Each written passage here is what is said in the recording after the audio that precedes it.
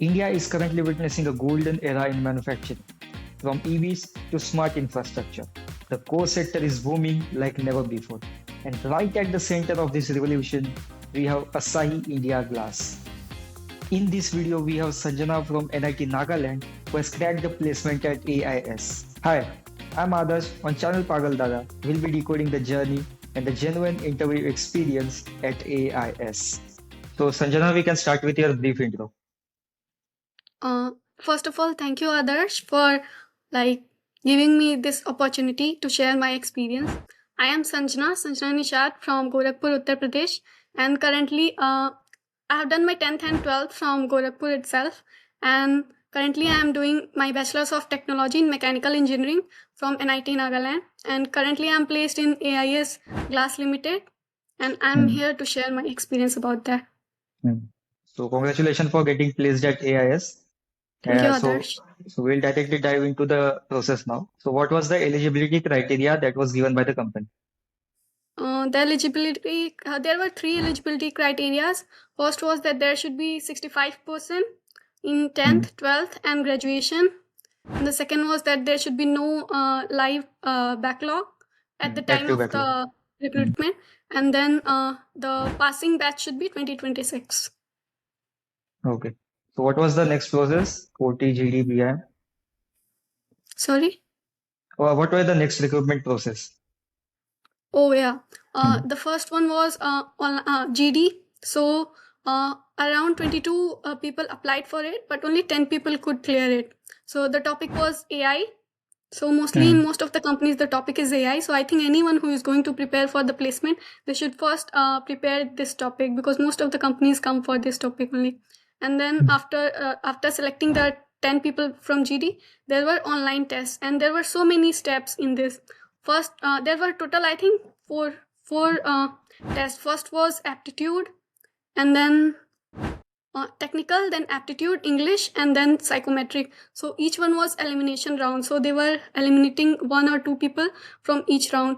So after psychometric, I think only 3 people were left. So only 3 people went to technical round, and then after that only 2 people went to HR round, and those 2 people were selected. Okay. So what was the role company came for? It came for Graduate Engineer Trainee. GET. Yeah. Okay. So what were the questions that were involved in the online test? Like what type of online exactly? test? As I said, online it was first was technical, so it was from the domain, and then aptitude. So maths was there. It wasn't so tough. It was easy only.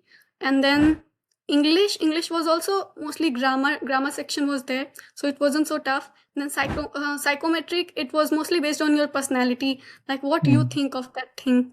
So even psychometric also, it was easy only, and psychometric test, I think you have to do it as fast as you can, like how fast you can think of it. So next, if we come to the PI round, like how, wait, we'll first clarify the GD.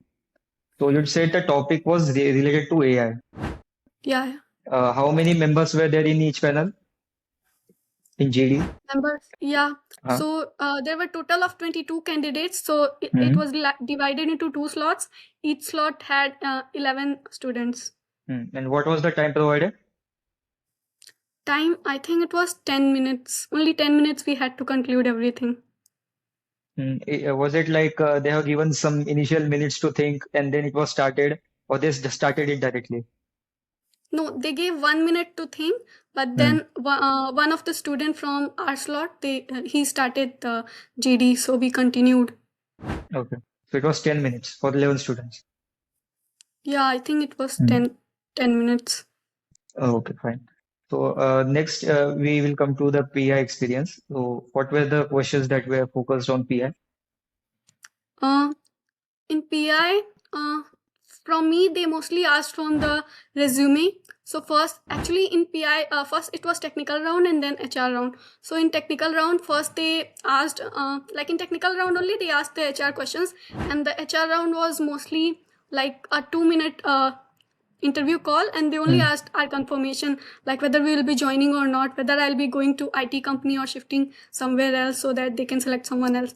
So I gave the confirmation, and in the interview round, in the technical round itself, they asked the HR question. So they started from why you choose mechanical engineering. So I think anyone who is preparing from mechanical department should prepare for this question. So like I said, like I answered that from the beginning only I was curious about how machines work, so I was interested in this department. And then as I like designing, so designing something on screen and then seeing them work in real life, it really excites me. So I think one doesn't only have to give ChatGPT answers, but you have to use your own brain, because that HR also, he wants something unique like your authenticity. So then after that, I think they asked me, you'll be a fresher, so how you'll cope up with the work, like being a fresher, do you think you'll be able to handle it? So like I said that I have done internships, and during my internships and projects I have learned so many things, so I think I'll be able to do it. And also in the beginning there will be some problems, but I'm a quick learner and determined, so I think I'll be able to learn with time. Then they asked me like there are so many sectors in our company, so in which sector you like to work? Then like I said, designing sector, because I really have a keen interest in designing. Then they asked me which is your favorite subject. So I thought obviously they'll like start to ask from that subject, so I said thermodynamics, because I had prepared for that. But then they started confusing me, because there were 4 panel members, so they were trying to like make me afraid, but then we have to keep the calm. And then then when I said thermodynamics, then they said that previously you said you have a keen interest in designing, so now why thermodynamics? Then like I said that because I have keen interest in designing also, and then this thermodynamics also, but as a application based subject I have interest in designing, and as a theoretical subject I have interest in thermodynamics. But then later they didn't ask anything from thermodynamics, then they straight went away to my projects. So I had 2 projects. One was 6-axis robotic arm, and one was EV. So they didn't ask from EV, but they asked from 6-axis robotic arm. So they asked me like which prototype I used, and like they will ask from whatever you have written in your resume. I wrote the word prototype, so they asked me like what is the meaning of this prototype. So I answered them, and then like how it is better from what is existing, and then the applications of robotic arm. And then they also asked me like you have an interest in designing, so how it will help in our company. Then I had written these keywords like CAD and CAM. So CAD I knew, but CAM I didn't know. So they asked me like what is CAM, but then I didn't know. So rather than giving a stupid answer, I just apologized, sorry sir, I don't know. And then after that he asked me about project management, because I had written project management as a soft skill in my this resume. Then I told them, because I had also written like I was the general secretary of drama club, so I could answer that. And then they asked me about leadership, so I could add it that I was the general secretary of drama club, so I learned the leadership from there. So these were the things. They were focused on both core as well as the leadership knowledge as well. Yeah, they wanted leadership. And to me, they didn't ask much core questions. They were project oriented. But from my other batchmate, they asked about manufacturing and all also. So next, what were the resources that you used in order to prepare for the company? Talking about the resources, first, I think because skill is important, be it like IT or core. So for skills, I like learned one designing software and one analysis software. So for learning that, I purchased courses from Udemy, but I think one can learn it from YouTube only. But I wanted the certificate, so I learned it from Udemy.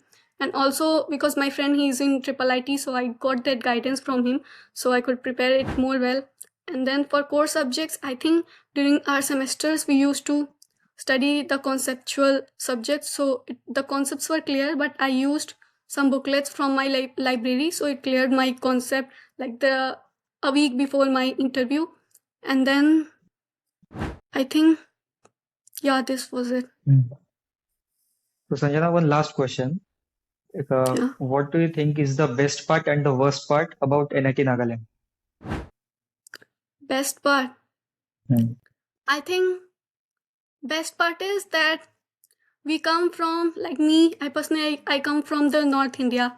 Some people, they come from the South India, but we are coming in the eastern part. We have some misconceptions, but when we come here, we think, oh, when I first came here, I saw them, people were so different from us. But when in my room I see my like Naga roommates, Naga friends, I see the similarity, how we are so similar. We are different, like our tastes are different, but still how we are so similar. And at the end, like from the south also, though like the similarity is there, and the diversity, it is so beautiful. So I think that is the best part. And worst, I don't think so, because the nature is so beautiful here. I don't find anything worse here. And how is the hostel, the food, mess food and all? Talking about Hostel, average day. hostel though, I think the buildings are only single story, like on the ground, because it is a hilly area, and because the strength is less right now, so the hostels, they are only single story. And then yeah, we have 3-seater rooms, and then mess. I think mess is fine, because mess is it. It is a very good thing about our mess, that they prepare all the varieties of food. Like from north also we have chole bhature, and then from south they prepare dosa idli, and for Naga people also, if they prepare chicken, they make in both the styles, like the North Indian style and then the Northeast style. So like we don't have to compromise on that. Thank you so much, Sanjana, for giving your time. I guess the viewers will definitely get some idea about the college at the same time the company they'll be applying for. So thank you. Thank you, Adarsh. So that's the wrap of Sanjana's interview experience at AIS. If you have any doubt regarding any point, do let me know in the comment section, along with the company and the college that you want to see in the next video. If you want to see more such videos, do check the channel, and thanks for watching.